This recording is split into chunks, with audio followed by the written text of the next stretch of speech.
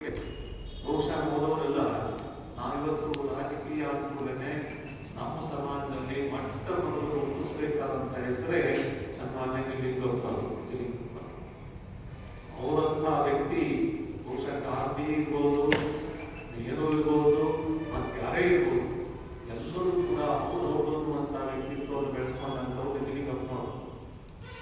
ಅವರು ನಮ್ಮ ಸಮಾಜಕ್ಕೆ ರಾಜಕೀಯ ಆದರ್ಶಗಳು ಅಂತ ಹೇಳಬೇಕು.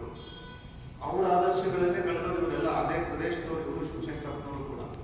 ಹಾಗಾಗಿ ಆ ಆದರ್ಶಗಳ ಹಿನ್ನೆಲೆಯಲ್ಲಿ ರಾಜಕೀಯಕ್ಕೆ ಬಂದರೂ ಕೂಡ ರಾಜಕೀಯದ ಲೇಪ ಅವರಿಗೆ ಬರಲಿಲ್ಲ, ಅಂಟಿಸಿಕೊಳ್ಳಿಲ್ಲ. ಸೆಲೆಕ್ಷನ್ ಹೇಳಿದ್ರೆ ರಾಜಕೀಯ ಅಂದ್ರೆ ಪಕ್ಷಾತೀತವಾಗಿ ಏನ್ ಬಂದು ನಿಷ್ಠವಾಗಿ ಹೇಳುವಂತ ಮನುಷ್ಯ. ಇದು ಬಹುಶಃ ಎಲ್ಲರಿಗೂ ಸಾಧ್ಯವಿಲ್ಲ ಅಂತ ಒಂದು ಆದರ್ಶ ಗಟ್ಟಿತನವನ್ನ ರಾಜಕೀಯದಲ್ಲಿದ್ದು ಕೂಡ ತೋರಿಸಿದೆ. ಇನ್ನು ವೈಯಕ್ತಿಕವಾಗಿ ಉದ್ದಿಮೆಗಳನ್ನು ನಡೆಸುವ ಮೂಲಕ ಬಹಳ ದೊಡ್ಡ ಶ್ರೀಮಂತರ ಪಟ್ಟಿನಲ್ಲಿ ಅವರು ಸೇರ್ಪಡೆಯಾದರು. ಸಾಮಾನ್ಯ ಕುಟುಂಬದಿಂದ ಬಂದಂತವರು ಶ್ರೇಷ್ಠ ಮಟ್ಟದ ಶ್ರೀಮಂತರ ಪಟ್ಟಿನಲ್ಲಿ ಸೇರಲಿಕ್ಕೆ ಕಾರಣ ಕೂಡ ಅವರ ಶ್ರಮ ಸಾಧನೆ. ಆ ಹಿನ್ನೆಲೆಯಲ್ಲಿ ಇದ್ರ ಜೊತೆಗೆ ದಾನಿ ಇವೆಲ್ಲವನ್ನೂ ಕೂಡ ಗಮನಿಸಬೇಕು. ದಾನಿಗಳು ಅವರು ಸಾಮೂಹಿಕ ಮದುವೆಗಳನ್ನು ಮಾಡಿಸ್ಕೊಂಡು ಬಡವರಿಗೆ ಸಹಾಯ ಮಾಡಿದ್ದಾರೆ. ಮತ್ತೆ ಸಾಕಷ್ಟು ಮಠಮಾನ್ಯಗಳಿಗೆ ಸಮುದಾಯ ಭವನಗಳು ಸಾಕಷ್ಟು ಮಾಡಿದ್ದಾರೆ. ಈಗ ಒಂದು 20 ವರ್ಷದ ಹಿಂದೆ ಅನಂತಪುರ ಮಠಕ್ಕೆ ಬಂದಿತ್ತು. ಅನಂತಪುರ ಮಠಕ್ಕೆ ಬಂದ್ರು, ಮಲೆನಾಡಿನಲ್ಲಿರೋ ಮಠ ಇದು, ಲಿಂಗಾಯತರು ಕಮ್ಮಿ ಇಲ್ಲಿ ಅಂತೇಳಿ ನಾವು ಸಮುದಾಯ ಭವನ ಸಭಾಂಗಣ ಕಟ್ತಾ ಇದ್ವಿ. ನನಗೆ ನಿಂತಿತ್ತು ಸ್ಟೆಲ್ಟನ್. ಅವಾಗ ನೋಡಿ ಯಾಕೆ ನಿಂತಿತ್ತಲ್ಲಪ್ಪ, ಎಲ್ಲ ಸೇರಿ ಕಟ್ಟರು ಅಂತೇಳಿ ಜನರು ಮಾತಾಡಿ 2 ಲಕ್ಷ ರೂಪಾಯಿನ ಕಟ್ಟಡಕ್ಕೆ ಅವಾಗ ಕೊಟ್ಟಿದ್ರು. ನಂತರ ಅವರ ಒಡನಾಟ ಸಾಕಷ್ಟಿತ್ತು, ಕಾರ್ಯಕ್ರಮಗಳಲ್ಲಿ ಭಾಗವಹಿಸ್ತಿದ್ವಿ. ನೇರ ಮಾತು, ನೇರವಾದಂಥ ಮಾತು, ಒಳಗೊಂದು ಹೊರಗೊಂದು ಈ ಥರ ಇಲ್ಲ, ನಾಟಕೀಯತೆ ಇಲ್ಲ, ಸಹಜತೆ ಇತ್ತು ಅಂತ ಒಂದು ವಿಷಯ. ಅವರನ್ನ ನಾವು ಇಲ್ಲಿ ಒಂದು ಪ್ರಶಸ್ತಿಯನ್ನು ಕೊಡ್ತಾ ಇದ್ದೀವಿ ಮಠದಲ್ಲಿ ಸಮಾಜ ಸೇವೆ ಮಾಡಿದವರಿಗೆ ಗುರುಬಸವಶ್ರೀ ಪ್ರಶಸ್ತಿ ಅಂತೇಳಿ. ಅದನ್ನು ಕಳೆದ ವರ್ಷ ಯೋಗೇಶ್ ಅಧ್ಯಕ್ಷ ಆಗಿದ್ದಾರೆ, ದಿನೇಶ್ ಇದ್ದರು. ಇವರೆಲ್ಲ ಹೋಗಿ ಶಿವಶಂಕರಪ್ಪನವ್ರಿಗೆ ಹೇಳಿದಾಗ ಪ್ರಶಸ್ತಿ ಪುರಸ್ಕಾರಗಳನ್ನ ಅಷ್ಟೊಂದು ಇಷ್ಟಪಡ್ತಿರ್ಲಿಲ್ಲ.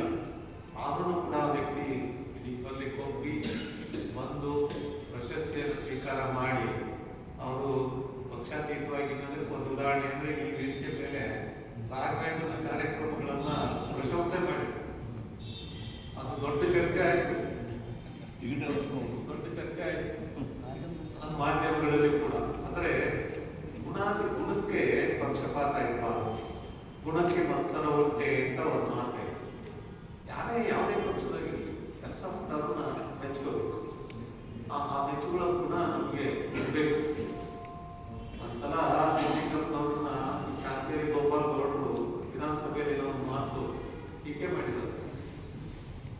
ಲಿಂಗಪ್ಪನವ್ರಿಗೆ ಶಾಂತೇರಿ ಗೋಪಾಲ್ ಗೌಡರು ಅಂತಲ್ಲ, ಭಾರಿ ವಿಷಯ ಮಾತಾಡಿದ ಕೂಡಲೇ ನಿಜಲಿಂಗಪ್ಪನವರಿಗೆ ಅದಕ್ಕೊಂದು ಸಂಬಂಧ ಇಲ್ಲದ, ನಿಜಲಿಂಗಪ್ಪನವರಿಗೆ ಏನೇನೂ ಸಂಬಂಧ ಇಲ್ಲ ಅಂಥದನ್ನ ಟೀಕೆ ಮಾಡಿದ್ರು ವಿರೋಧ ನಾಯಕ. ಅವಾಗ ನಿಜಲಿಂಗಪ್ಪನವ್ರು ಸ್ವಲ್ಪ ಖಿನ್ನತೆಗೊಳಗಾದರು. ನನಗೆ ಸಂಬಂಧ ಇಲ್ಲದ ವಿಷಯ, ಇದಕ್ಕೆ ಇವರು ಇಂಥವ್ರು ಈಗ ಅಂದ್ಬಿಟ್ರಲ್ಲ. ಅದು ತಕ್ಷಣ ಅವರಿಗೆ ಗೊತ್ತಾಯ್ತಂತೆ ಗೋಪಾಲ್ ಗೌಡ್ರು, ನಾನು ಹೇಳಿದ ಸುಳ್ಳು ನಿಜಲಿಂಗಪ್ಪನವ್ರ ಮೇಲೆ ಆರೋಪ ಮಾಡಿದ್ದು. ಆದ ತಕ್ಷಣವೇ ನಿಜಲಿಂಗಪ್ಪನವರಿಗೆ ಕ್ಷಮಾಪಣೆ ಕರ್ಕೊಂಡ್ರು. ಆದರೆ ಇದು ನಮ್ಮಲ್ಲಿ ಯಾವ ರೀತಿ ನಡವಳಿಕೆ ಇದ್ದಿತ್ತು ಅನ್ನೋದಕ್ಕೆ ಉದಾಹರಣೆ ಅಷ್ಟೇ. ಹಾಗೆ ಇಲ್ಲಿಯೂ ಕೂಡ ಶಿವಶಂಕರಪ್ಪನವರು ಇವರ ಕಾರ್ಯಗಳನ್ನು ಮೆಚ್ಚಿಕೊಂಡ್ರು. ಅದನ್ನು ಕೂಡ ಬಹಳ ಸಂತೋಷ ಆಗ್ತಾ ಇದೆ. ಮತ್ತೆ ಬಹುಶಃ ಆ ಹಿನ್ನೆಲೆಯಲ್ಲಿನೇ ನಾವು ಈ ವರ್ಷದ ಗುರುಬಸವಶ್ರೀ ಪ್ರಶಸ್ತಿಗೆ ರಾಘವೇಂದ್ರ ಅವರನ್ನೇ ಆಯ್ಕೆ ಮಾಡಿದ್ವಿ.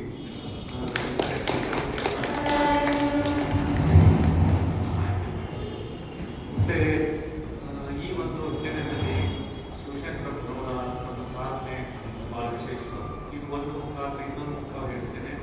ಅದು ಅಖಿಲ ಭಾರತೀಯ ಶೈವ ಲಿಂಗಾಯತ ಮಹಾಸಭಾ. ಈ ಮಹಾಸಭೆಗೂ ಕೂಡ ಒಂದು ರೀತಿ ದೇವಿ ಮಲಾರಾಧನ ಕಾಲದಲ್ಲಿ ಅಯ್ಯ ಮುದ್ದು ಮತ್ತೆ ಚೀಫ್ ಇಂಜಿನಿಯರ್ ಮತ್ತು ಅವ್ರ ಕಾಲದಲ್ಲಿ ವೀರಶೈವ ಮಹಾಸಭೆ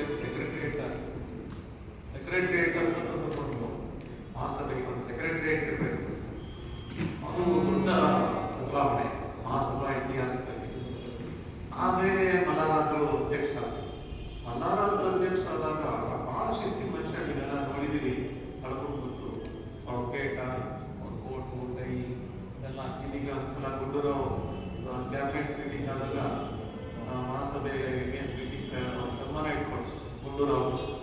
ಮಲ್ಲಾರಾದ್ರು ಅಧ್ಯಕ್ಷತೆ ವಹಿಸಿದ್ರು, ನಾಮಸನ್ನಿಧಿಯಲ್ಲಿ ಕಾರ್ಯಕ್ರಮ ಆಯಿತು. ಆಗ ಈ ಹಾವನೂರು ವರದಿ ಬಗ್ಗೆ ಬಹಳ ಬಿಸಿ ಚರ್ಚೆ ಆಗ್ತಾ ಇತ್ತು. ಅಂಥ ಸಂದರ್ಭದಲ್ಲಿ ನಡೆದಂಥ ಆ ಸಭೆಯಲ್ಲಿ ಆ ಬಗ್ಗೆ ಗುಂಡೂರಾವ್ ಬಹಳ ಸಮಾಧಾನಕರವಾದಂಥ ಮಾತನ್ನು ಹೇಳಿ, ಅದೇ ಸಂದರ್ಭದಲ್ಲಿ ಈ ಶಿವನಾಯಕ ಮನೆ ಅರಣ್ಯ ಇಲಾಖೆಯಿಂದ ಮುಕ್ತವಾಯಿತು. ಅದಕ್ಕೆ ಮಹಾಸಭೆ ಕಾರಣ ಅನ್ನೋದನ್ನು ಕೂಡ ನಾವು ಈ ಸಂದರ್ಭದಲ್ಲಿ ನೆನಪು ಮಾಡಬೇಕು.